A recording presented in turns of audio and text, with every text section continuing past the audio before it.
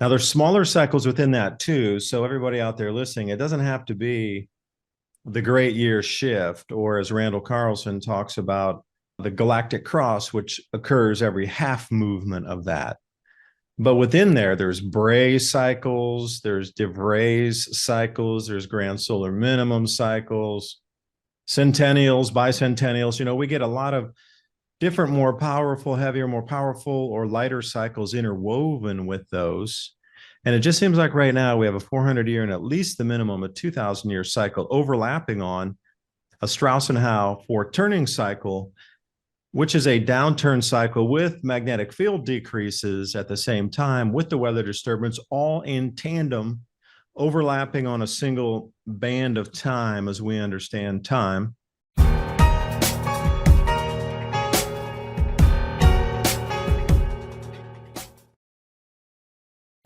Good afternoon, everyone. Today with me, John Ulmer. I know you're always looking for new information about how the world might evolve and the changes we might see in our society that become the norm moving forward. So I wanted to talk about new agriculture today, but without the greenwashing, because that's always something that comes up with every new program that is revolved around land reclamation, energy movement. It's always greenwash with this huge agenda behind it. But truly, can we talk about something without having to push that much green in it to make it make sense and sell itself?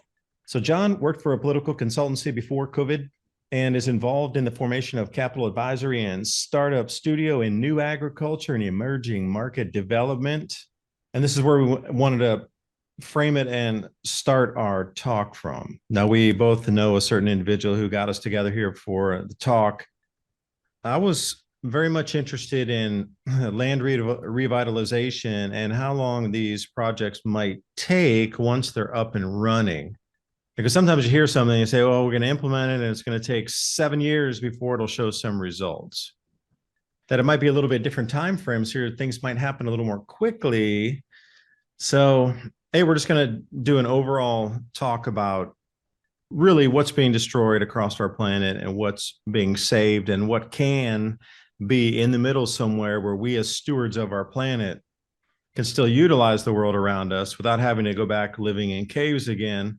But we couldn't even have fires to cook our food because that would release CO2. So, there's an extreme on one end where the pendulum is swung, and then there's the complete other end of things too, and the technocracy and full utilization of digital technologies, but you have to integrate in there, and every footprint, everything you eat, everywhere you travel, it's all monitored.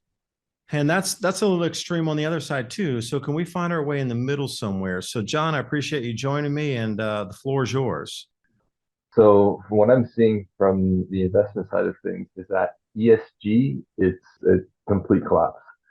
Speaking about greenwashing, when investors try to audit these companies, it really turns out to be a scam. I think Philip Morris had like a higher ESG rating than Tesla. And think what you may about Tesla and electric cars in general, they are probably a lot more, at least purport to be more environmentally friendly than tobacco company. This was very spurious from the get-go, and now it seems like the investors and the public are kind of in a backlash against ESG. Recently, Texas, I think, withdrew $18 billion from BlackRock, the ESG agenda. If you look at the 30,000-foot view about ESG, and it seems to be mostly about the climate agenda, it's kind of strange what they're trying to actually sell here. They're basically trying to say that all climate change, whether it's warming, whether it's cooling, is because of human industry and human generated pollution. It turns out the key to losing weight and keeping it off is not carbs or fat or even probiotic rich foods. Nope. The end game of having a healthy weight as well as more energy and a long, healthy life comes down to a specific switch which you can flip in your body to flush out unnecessary calories. Dr. Stephen Gundry is calling this caloric bypass. And by activating this specific process in your body, he's seen thousands, yes, thousands of people dramatically improve their health, even at age 50 and beyond. This includes losing weight, getting tons more energy, and returning to the good health that they had in their youth once they simply addressed this one key to better health. Dr. Stephen Gundry has lost 70 pounds himself using this research and has kept the weight off for over 20 years and counting. His digestive issues are gone, his health is fantastic, and he feels younger and healthier today than he did in his 40s. His video has been watched by over 20 million people to date, and you can watch and learn more about it at thehealthyfat.com/adapt. And he'll teach you exactly how he's kept his weight off for free at thehealthyfat.com/adapt. Click on that link in the description box below. And now on with the video. And now if you say, well, if it increases, it's global warming, it's climate change. If it decreases, it's global warming, it's climate change. That really has no logical validity, because if you're always right, then that's not really logical. That's kind of the definition of tautology. No matter what your thinking is right, then it's actually not scientific or logical. I was thinking how what they're saying is that how industry has polluted the world, and as a result, you have to listen to us. I mean, it just seems kind of paternalistic how these industrialized countries, like let's say namely Great Britain, they're the first industrialized country. They started global warming, and now they're saying, oh, well, we did this, so now we're taking responsibility for climate change. And first of all, as you know, David, there's solar cycles, and to say that, okay, well, we're sorry, we're responsible, that's full. If you're responsible for something, that gives you authority, and from authority might come power. If you're a parent, you're responsible for your child and you have authority over him. So I'm trying to figure out if they're just trying to take responsibility for the entire climate, that's kind of like they're trying to take authority over the whole world. Well, we saw that in the medieval period when kings had total domination and authority over the land. Let's go Robin Hood for a moment. They were hunting a pheasant in a 1,000,000-acre forest, and some king's troops come on and said, "You're poaching on the land. We have total authority over the land." If we go back into the time of the church, total domination over the human domain, every way, shape, and form, even defining where the solar system spun around. It had to be the earth in the center. It couldn't be the sun. I mean, that's the kind of total dominion and control that I think it had disappeared for a period of time, but now has re-emerged again. I don't know if we've ever really broken free of that as a global civilization, because it does seem that ebb and flow of in-your-face control and total dominion over all is back in front of us again. Because my look at it is, the sun controls the magnetic field of our planet, and somehow changing magnetic fields and disturbed jet streams because of changing magnetic field intensity, which now are the recent reports coming out saying that Earth's magnetic field has decreased 40%, and that it continues to decrease, and they're looking for a 5% per decade decrease, that somehow mankind has more power over the magnetic fields of the planet, which is the driver of an enormous amount of things that we see in disturbances, including migrations of whales, bees, birds, etc., butterflies. It doesn't matter what is navigating. We're scribbling on runways because the magnetic field has changed enough where they had to redemarcate runways in different points on the compass so the airlines would find their way home. And somehow we're more powerful than that. And for me, that is kind of borderline insanity. And I see exactly where you're talking about, trying to take total control and say that total control is because of us. So we have total control to, I guess, bend the needle a little bit direction and try to bring things back to a certain level, or establish certain levels out of thin air, and then try to, bend reality and physical reality back to that level. You're right. It is an all-encompassing sort of madness that we're seeing, and maybe that's the wrong word to be using. Frame of mind might be a better term for that. Frame of mind probably is correct. You mentioned that it's like the medieval times where the church controlled even how people thought. They said that the earth was the center of the universe. And then I guess Copernicus and Galileo came by and completely turned that on its head. And that destroyed the frame of mind, the worldview of the church. That enabled scientific thinking that started the Protestant Reformation. Now they're saying, well, humans are the sole cause of change in the climate. It's really just medieval, just superstitious thinking. It is kind of back to this geocentric hubris where we're the center of the universe. And to say that we're the sole cause of the climate, again, if the climate increases, it's human cause. If the climate decreases, it's human cause, no matter what they're right. So it can't be a scientific proposition. And look, like I'm not for pollution, carbon as a greenhouse gas. Yeah, sure, it probably has some effect on the climate. I know it's acidifying the oceans, destroying the coral reefs. I'm not a fan. But why don't we make it about pollution? So if you're trying to control the climate, if you're trying to control people to control the climate. Excuse me. I remember growing up and everything was about DDTs and removal of PCBs out of the waterways because in the 50s they dumped a bunch of that on hydroelectric dams. And when they were cleaning the turbines, they would just dump it in the water streams. They thought it would be inert or wash away or decompose some after some time, but it didn't. So for me, the fascinating thing looking back at it is chlorofluorocarbons were bad. PCBs, obviously bad. DDT, definitely bad.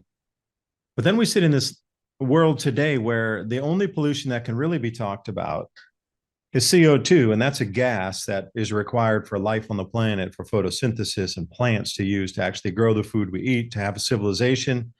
No food, no civilization. So how is it that the big elephant in the room is, like I say, microplastics, glyphosate, and a million other things that everybody can point to in your own local realm that you understand is a true pollutant? What about this Himalaya-sized stack of disused tires that's not going to rot down or break down for thousands of years? There's an enormous amount of pollution across the planet, and I'm not a fan either. Like, what's a garbage patch swirling in the Pacific Ocean? And as that breaks down, now that's coming into our food supply. There's a lot of other things to talk about that are larger elephants in the room, but why is it that anytime you talk about environmental damage, it can only be CO2. It can only be greenhouse gases. Isn't that interesting how everything's funneled back in? So we can't have a true discussion about the problems of this pollution. If you don't know what the problem is of the pollution, how are you supposed to remediate the land or clean it up or bring it back into symbiosis if we can't even talk about it because we can only talk about gases in the atmosphere and everything else just needs to disappear behind a curtain over there? The big picture here, David, is I think is that we're in the era of a pole shift. Every 26,500 years or so, the Earth tilts on its axis very suddenly, and there's a new equator and there's a new, magnetic North Pole. The Mayan calendar was apparently calibrated to this 26,500 year cycle. And in the West, the first constitution was written by someone named Solon. He incidentally canceled all the debts in Athens, making it possible for the Golden Age. But he went to Egypt and he talked to the priests there, and they talked about the last catastrophe, the flood, and the catastrophe before that, which was a great fire. And what I think that these self-anointed elites are doing, they know that we're entering an era of geomagnetic instability. It's going to be more weather disasters, more earthquakes, more tsunamis, and they're going to try to pin this on the climate. And they're going to say, it's your fault this is happening. Listen to us, give us the power, give us the money, and we'll solve this. It is kind of strange that these same people, let's call them the European royals, they were the ones that were leading society into the Industrial Revolution, and now they're using the byproduct of the industrialization pollution as a way to just take responsibility for the whole world situation. You can't stop the pole shift. You hit it on the head. Got to play all sides of the field, deindustrialization and industrialization. Because it wasn't me that built a factory that churns out a million widgets or turns out 200 airplanes a year. That's not me. That is corporations doing that. The same corporations that then turn around and say you're, pushing up too much CO2, consuming the same products we're making, which uses raw materials to then mine that resource and refine it into a usable widget. And the deindustrialization is the same thing. Well, they brought us through this phase using coal and oil to bring us up to this apex, now computer age, and it's no longer needed. So the same companies are now the ones blaming everybody. But at the same time, grabbing the bull by the horns and taking the lead on the green revolution, the green movement, it's the same companies that brought us through that created all of the problems that you're seeing today with pollution, releases of gases, water spills, waterway pollution, aquifer contamination. And it's the same companies that are now shifting, going, oh, no, you need to listen to what we say. Everything has to be a green thing now because we say it.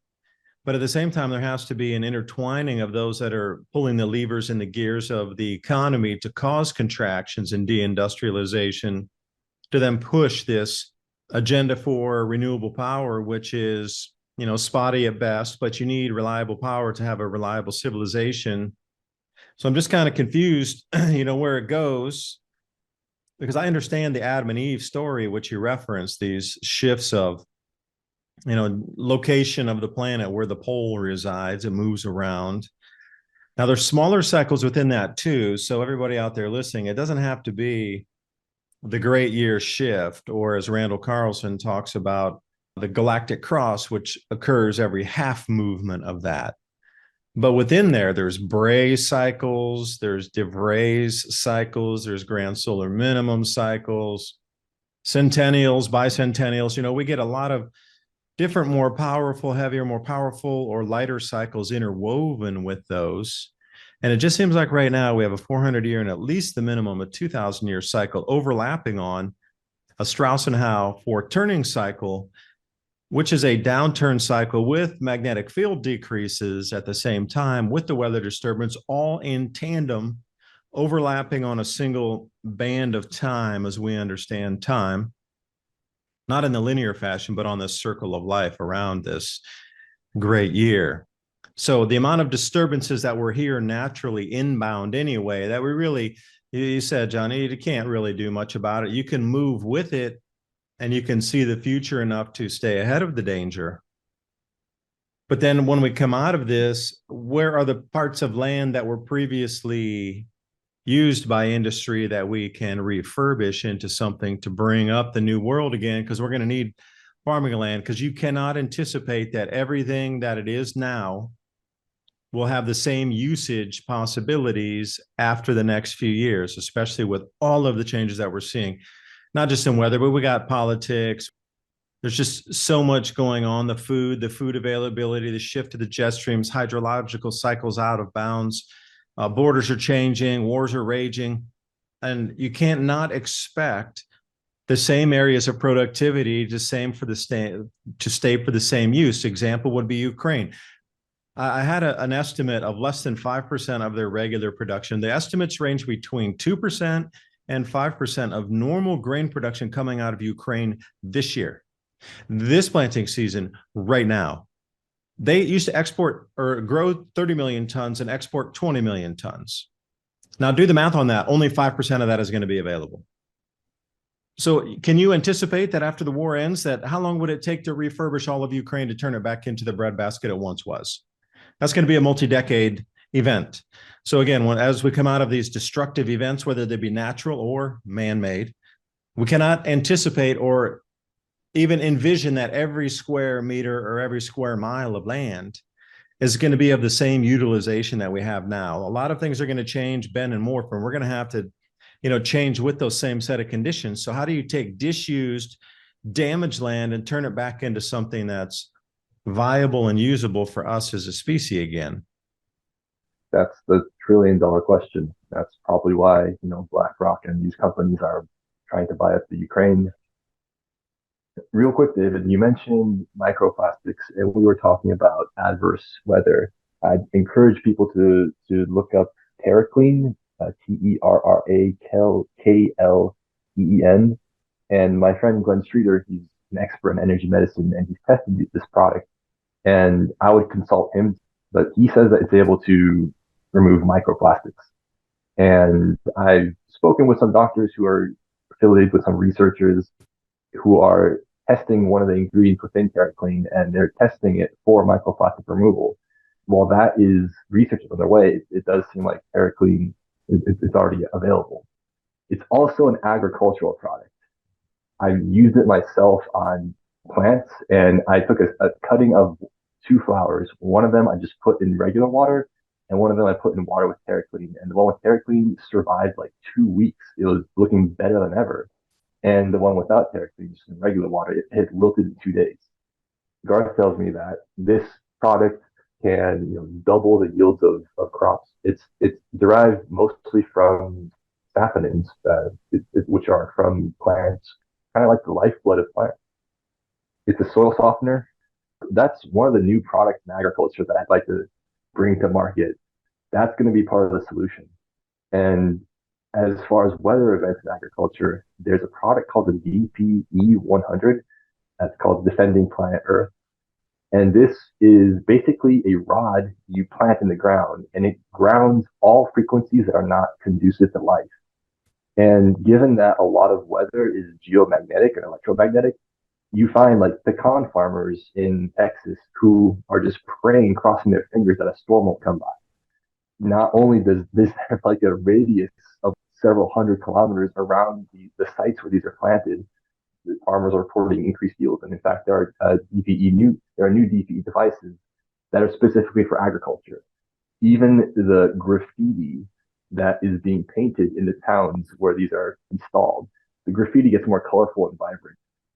These adverse weather events, if solar weather causes earthquakes, if it causes inclement weather, then these are the kinds of things we're going to have to plant around the planet to stabilize the situation. But as we go into this era of catastrophe, if we can stabilize the Earth's crust, as preposterous as that sounds, if we can prevent typhoons, if we could basically ground these energies into the Earth before they cause harm, then we might be able to buy ourselves a few years and get through the pole shift with less damage. You're set on the pole shift. You really think that's going to happen in our lifetimes? Like, what date do you have for that? I've heard a few other dates too, and I'll reveal the dates after you show me yours. I'll show you mine. So I've heard a few. So I'm really interested. This is a very popular topic now. A lot of people understand that there's something very big, society disrupting, civilization resetting that's inbound right now. Everybody knows it. You can feel it. You can cut the feeling with a knife. It's thick in the air like fog. So what's your estimation? From what I've heard, it would be starting in 2025 is going to be the start of the era of catastrophe. My source on this is a site called 2012portal.blogspot.com. I've been following this fellow for a decade. It's the most reliable source of information I've encountered. It's consistent, and his sources tell him that 2025 we're going into the era of catastrophe, leading us to the pole shift. It won't be as drastic as a shift as in previous epochs. We're only going to shift a few degrees on Earth's axis. There's Immanuel Velikovsky and there's Charles Hapgood who talk about their theories of catastrophism. And the thinking goes is that the Earth's crust, or rather the atmosphere and the water, are synchronized to Earth's rotation. A lake might be still, but it's actually rotating with the Earth thousands of miles per hour. So as soon as there's a pole shift and the Earth's crust displaces, all that wind, all that atmosphere becomes wind, and all those oceans become just tsunamis. So with the relative velocity, you have winds that are going to blow for thousands of miles per hour for weeks. The mud floods that we hear about, I mean, the theory that there are periodic catastrophes, whether it's on 26,500 year cycle or 12,000 year cycle, or cycles within those cycles, that makes a lot of these anomalous archaeological finds make a lot of sense. Easter Island, how these figureheads are buried up to their necks, that how are they covered in mud up to there? Periodic catastrophes, when there is wind, water, mud that just destroy the surface of the earth as the axis tilts. Yeah, because when you look at it, that would, if it's just a mud flood, that would be the top 2 miles of the crust being affected electromagnetically, which would allow sand volcanoes, what you consider mud as in mud flows, mud volcanoes. And it would be more like a very soft squeezing of a tube of toothpaste, and mud would just emanate from the Earth's cracks out upward. If you there's two different references of that. If you look at the New Madrid earthquake back in the early 1800s, that area after, like I say, in the early 1800s, experienced the New Madrid earthquake, and that was an 8.1 earthquake, 8.2, and it sent sand volcanoes up in several hundred square miles of area there west of the Mississippi, where it took them a better part of 70 years to flatten the land again to turn it back into usable farmland. See, prior to that time in the late 1700s, that was one of the most fertile areas for growing crops. Plus, they were along the river. They could transport everything on the Mississippi. So instead of being really far inland in places like Indiana, and that's in Ohio, except for the Ohio River areas, it was much easier to grow the crops and also irrigate using the Mississippi tributaries, and then take that down and get it on barges to move it up and down the Mississippi, even at that time. So as we experienced the New Madrid earthquake, those areas went offline, like I say, for multi-generations as they tried to flatten the land. There's a huge amount of images out there because photography was around in the 1850s, and these areas still had not been flattened and renovated and returned back to farmland, even in the 1850s when photography was getting a foothold.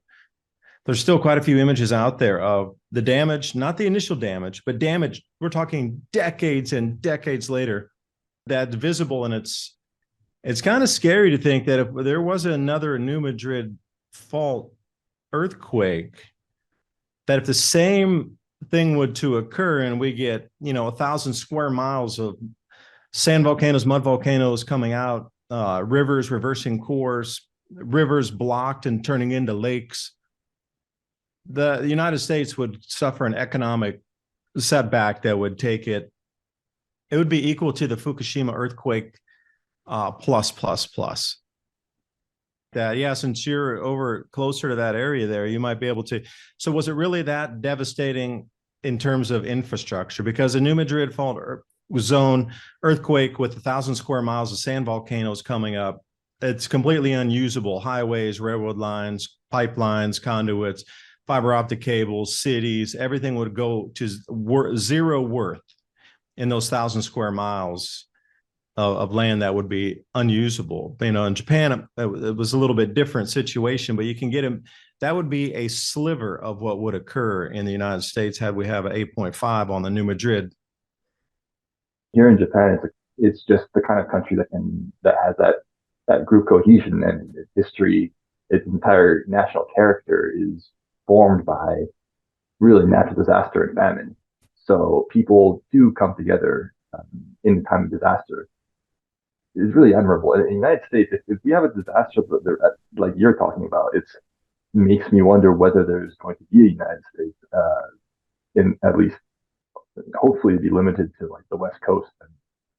And I just hope that America, or what's left of America, can come together in that kind of time of crisis.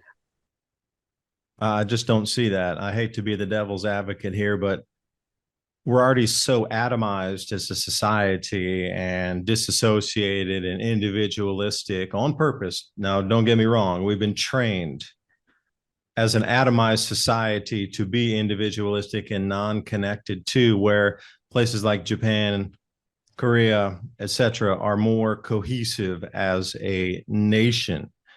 Very different. And you can call it training or whatever you like, but the way they're brought up through the schooling system and then through the work system, everything is still very cohesive for the company, for the society, for the civilization of itself. Predominantly Japanese. I mean, if you look at the ethnicity, what do you think in Japan right now? Still 98% Japanese? Everything is so individualistic Right. in the States. As long as my neighborhood survives, forget those guys over there. I want to keep the supplies. That's the way I see it going. That's absolutely correct, David. I mean, America does not have a national identity anymore. Well, I guess we'll leave it there for everybody to digest what we've spoken about. Ran through a fair few topics tonight, and I'll leave some links below so you can do more of your own research, as well as I'm going to do also on some of the points John brought up here. John, any last closing words for us? Start planting your victory gardens. That is planting season 101. And guess what? It is springtime across the Northern Hemisphere. That is the best advice. I know, short, sweet, and to the point, but it drives it home. Anyway, we'll talk to you next time. Thanks for listening. Bye for now.